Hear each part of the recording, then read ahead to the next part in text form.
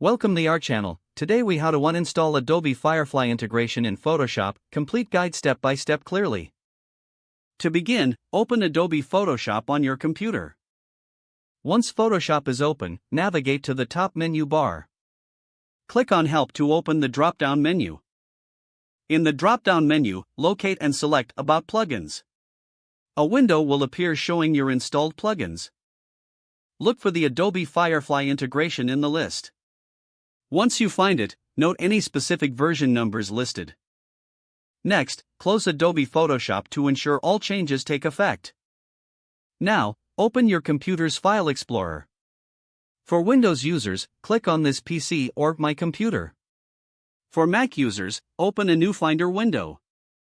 In the File Explorer, navigate to the following directory. For Windows, go to C:\program files /Adobe /Adobe Photoshop, version, /plugins. Once found, right-click on the folder.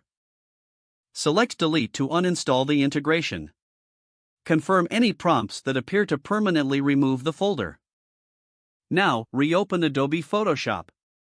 To ensure the integration has been uninstalled, return to Help and select About Plugins. Check to see if Adobe Firefly is still listed. If it does not appear, the uninstallation was successful.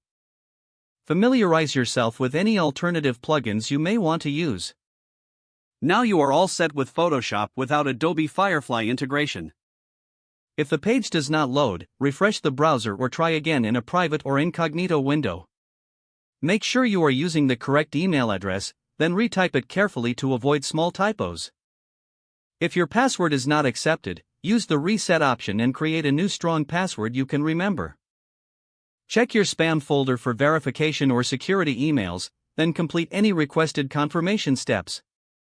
Enable two-factor authentication if available to improve account security and reduce unauthorized access risk. After signing in, review your profile details so your contact information and settings are accurate and current. If you see an error message, note it down and try again after restarting your device and internet connection. Log out when you finish, especially on shared devices, to keep your account and payment information secure. If the page does not load, refresh the browser or try again in a private or incognito window. Make sure you are using the correct email address, then retype it carefully to avoid small typos. Don't forget to like this video and subscribe to our channel for more step-by-step tech guides.